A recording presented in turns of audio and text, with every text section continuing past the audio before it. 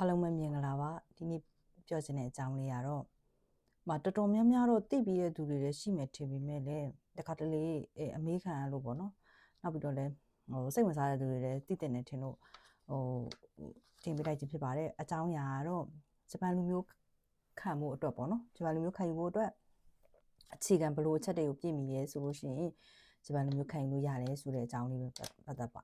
က်ပြီးတော့ပေါ့နော်ပြပါပါကျမဒီ home ဖြုတ်ကိုရတဲ့ဒီဂျပန်လူမျိုးတာယူလို့ရှိရင် Kika home ဖြုတ်ကိုရတဲ့စာရွက်ကလေးကိုကြည့်ပြီးပြောမှာပါရှင်ပထမဆုံးဂျပန်လူမျိုးခံယူတာကိုသူတို့ဂျပန်လို့ဆို Kika လုပ်တယ်လို့ခေါ်တယ်ပေါ့နော် Kika ဆိုတာအဓိပ္ပာယ်ကတော့သူတို့ရဲ့ပေါ့ဂျပန်နိုင်ငံသားမဟုတ်တဲ့တခြားနိုင်ငံသားတယောက်ကဒီ Kika လုပ်တာနဲ့ဂျပန်လုပ်လိုက်လို့ရှိရင်ဂျပန်ရဲ့citizen ကိုယူလို့ရတယ်ဆိုတဲ့အဓိပ္ပာယ်ပေါ့နော်ဒါပါပဲရှင်ပထမဆုံးဘာချက်တွေပြည့်မီလို့ရှိရင်ပေါ့နော်ဂျပန်လူမျိုးခံယူလို့ရတယ်ဆိုတာနဲ့ပတ်သက်ပြီးပြောပြပါမယ်ပထမဆုံးတစ်ချက်ဂျပန်မှာ9နှစ်စတိုင်နေရပဲပေါ့နော်အဲ့ဒီ9နှစ်စတိုင်ဆိုတာ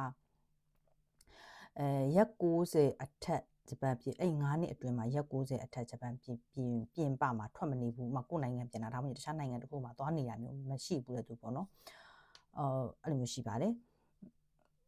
ဒီမှာတစ်ချက်သတိပေးချင်တာကတစ်ခါတလေ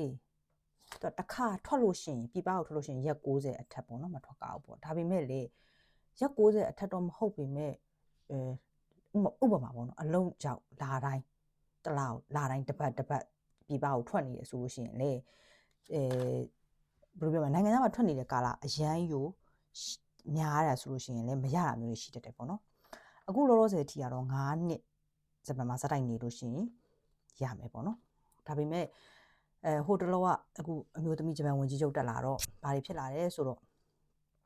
ဒီ home ဖြုတ်ကူမှာတွားပြီးတော့ဆွေးနေတဲ့အခါမှာလူတယောက်ပေါ်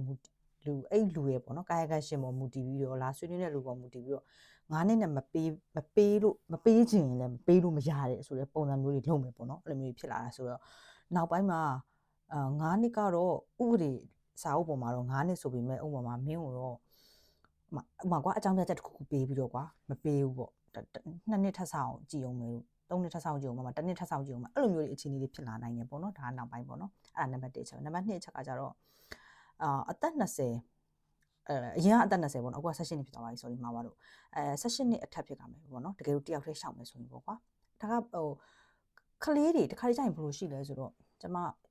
လာပြီးတော့မေးဘူးတဲ့သူတွေရှိရပေါ့နော်ဆွေးနွေးပွဲမိဘတွေကတော့မလျှောက်ချင်ဘူးဒါပေမဲ့သားသမီးတွေကိုပဲဂျပန်လူမျိုးပေးချင်တယ်ပေါ့နော်အဲ့လိုဆိုရင်အဲ့ကလေးကအသက်18နှစ်အထက်ဆိုလို့ရှိရင်တော့ကိုယ့်ဘာကိုလျှောက်လို့ရတယ်ပေါ့နော်အသက်18နှစ်အောက်ဆိုရင်ကလေးဖြစ်တဲ့အတွက်မိဘတယောက်နဲ့တွားပြီးတော့ပေါင်းလျှောက်ကမယ်ပေါ့နော်ဥပမာကလေး2ယောက်က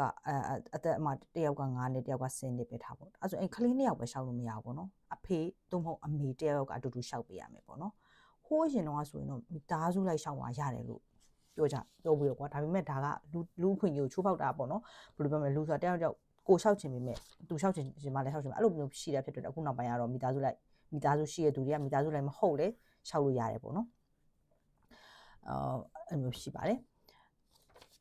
နောက်ပြီးတော့အဲ့ဒါကကလေးနောက်တစ်ခုကကြတော့အသက်15နှစ်အောက်ကလေးတွေကမိဘနဲ့အတူတူရှောက်မယ်ဆိုလို့ရှိရင် home ဖြုတ်ကိုလိုက်သွားစရာမလိုဘူးပေါ့နော်အသက်15နှစ်အထက်ကလေးဆိုတော့လိုက်သွားပါမယ်အင်တာဗျူးတွေပါတယ်လည်းရှိရပေါ့နော်ဘာဖြစ်လို့15နှစ်ဆိုတော့ကောင်းဟိုလေလူကြီးလို့ဖြစ်နေပြီပဲလေဟုတ်တယ်မလားအဲ့ဒါကြောင့်မို့ပါနံပါတ်3ကတော့ဒီရာဇဝတ်ဘယ်လိုပြောမလဲကျူးလို့မှုရဲမှုအဲ့လိုမျိုးတွေမရှိရဘူးပေါ့နော်ပြောလို့ရှိရင်တော့လုံးဝအဖြူတယ်ဖြစ်ခါမယ်ပေါ့နော်ဒီမှာရင်စီကန်းလန်းစီကန်းတွေပါပါတယ်နောက်ပြီးတော့အခုနောက်ပိုင်းကစပိန်စီးတွေနဲ့တတိထားကြပါစပိန်နဲ့ပတ်သက်တဲ့စီကန်းတွေလည်းပါလာပြီဖြစ်တဲ့အတွက်ဥမာစပိန်နဲ့ပတ်သက်ပြီးတော့ကိုကလန်းစီကန်းရင်စီကန်းဖောက်ဖျက်ပူတဲ့ဒဏ်ကြေးဆောင်ခဲ့ပူတယ်ဆိုလို့ရှိရင်သူတို့ရှိမှာ record ပေါ်မှာပါပေါ့နော်အခုနောက်ပိုင်းဒီတစ်နှစ်ကနေစပြီးဖြစ်သွားပြီဆိုတော့လေအရင်တော့စပိန်စီကန်းအလောက်မကြက်သေးဘူးဆိုတော့ကားမောင်းတဲ့လူလောက်ပဲတတိထိုင်ရအခုနောက်ပိုင်းအဲ့လိုမဟုတ်တော့ပါဘူးအဲ့ဒါနံပါတ်3ချက်ပေါ့နော်နံပါတ်4ချက်ကကြတော့ကိုဘကိုဘယ်လိုပြောမလဲရှာစားနိုင်တဲ့သူကွာဥပမာကွာအရန်ကိုဝင်နေတဲ့သူဆိုလို့ချင်းဒီမှာလည်းဝင်ကြည့်ပါတယ် အရင်ဝင်နေတဲ့သူဆိုရင်1300အောက်ဒီနေ့ဝင်1300အောက်ဆိုရင်တော့ခလေးဆိုရင်တော့ကိစ္စမရှိဘူးပေါ့နော်ဒါကတော့ခလေးကတော့မိဘရဲ့မိခိုးအောက်မှာရှိရတော့အဲ့လိုမဟုတ်ဘဲနဲ့လူကြီးဖြစ်တဲ့သူက1300အောက်ဝင်ရှိတဲ့သူဆိုလို့ရှိရင်မရပါတယ်ဒါပေမဲ့အဲ့မှာဘယ်လိုရှိလဲဆိုတော့တချို့ကမိခိုဗီဇာနဲ့နေတဲ့သူတွေရှိရလေအဲ့လိုမျိုးဆိုလို့ရှိရင်တော့ဒါကတော့ကိုယ့်ရဲ့အိမ်အောင်ဘက်နှစ်ယောက်ပေါ့နော်လင်းနဲ့မယားနဲ့နှစ်ယောက်ကဝင်ကြည့်တာဖြစ်တဲ့အတွက်ကိုမိခိုထားတဲ့ကိုယ့်အမျိုးသားလို့ပဲပြောမှာအမျိုးသားက main ဗီဇာကင်ထားတဲ့သူအမျိုးသမီးကမိခိုဗီဇာယူထားတဲ့သူခလေးရှိရပေါ့နော်ထားလို့ရှင်တော့အမျိုးသမီးကတော့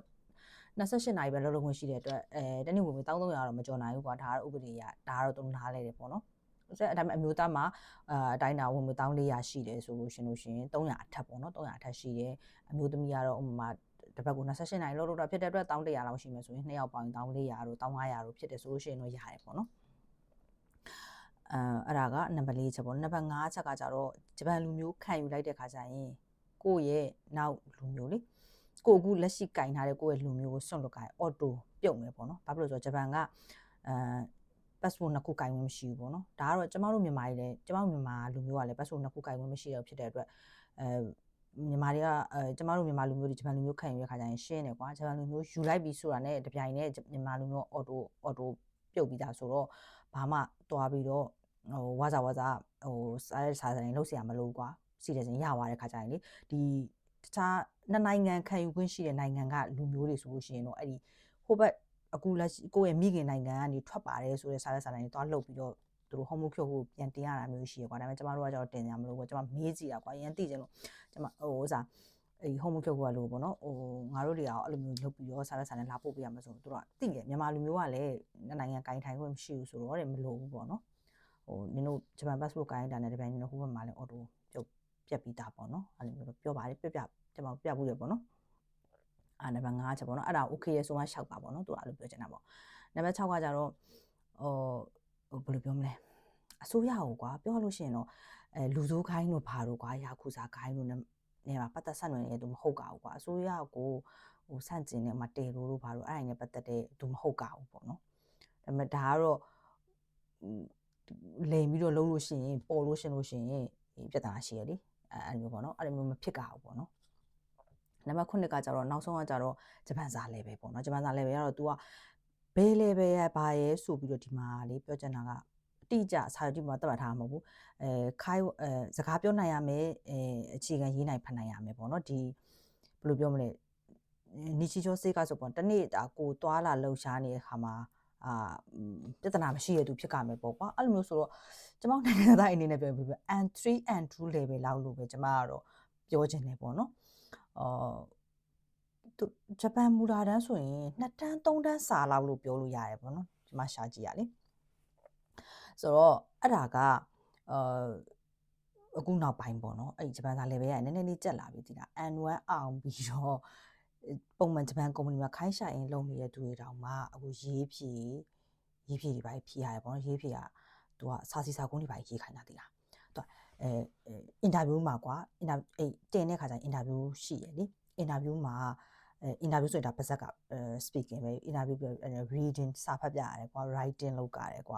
စာကုန်းတွေတခြားအပေါက်ဖြည့်တာတွေဘာတွေပေါ့အမားမှန်ရွေးတာတွေပေါ့နော်နောက်ပြီးတော့ listening လဲ listening ရောစကားပြော listening ပဲဆို 4 scale ကုန်ဖြည့်ရတယ်ဆိုတဲ့သဘောမျိုးကွာသူတို့စစ်တယ်ပေါ့နော်အဲ့ဒါလည်းစစ်ပုံစစ်ပြီးလာတဲ့ format မဟုတ်ဘူးအဲ့ဒီ home ခုတစ်ခုနဲ့တစ်ခုပေါ်မူတည်ပြီးတော့မတူဘူးသိလားတချို့ကကြတော့လေဒီပထမဆုံးသွားတဲ့စိုးတန်းပထမဆုံးသွားတဲ့တစ်ခေါက်မှာတင်အနည်းလေးစစ်လိုက်တယ်ကွာအနည်းကြောသူတို့နည်းနည်းစိုးရမယ်လို့သူတို့ထင်တဲ့လူပေါ့နော်သူတို့စကားပြောကြည့်ပြီးတော့တိတ်ပြီးအဆင်မပြေတော့ဘူးလို့ထင်တဲ့လူတို့ကအဲ့မှာလည်းစစ်လိုက်ပြီးတော့အဲ့လူကအဲ့မှာတော်တော်လေးကိုစိုးမဖြေနိုင်ဘူးဆိုလို့ရှိရင်သူတို့ကငင်းတာတော့မဟုတ်ဘူးကွာဂျပန်စာလည်းပဲလိုသေးတယ်တနေ့နဲ့လောက်ဂျပန်စာဖတ်ပြီးတော့မှပြန်လာခဲ့အဲ့ဒါဆိုအငင်းခံရတာပဲအဲ့ဆိုရှောက်ခွင့်မပေးဘူးကွာအဲ့လိုမျိုးရှိပါတယ်အားကြောင့်မလို့ဂျပန်စာလည်းရှောက်မသူစူးစမ်းပါလို့ပြောချင်ပါတယ်ရှင်ဗီဒီယိုလေးကဒီလောက်ပါပဲရှင်အားလုံးပဲဘိုင်ဘိုင်ကျေးဇူးပါ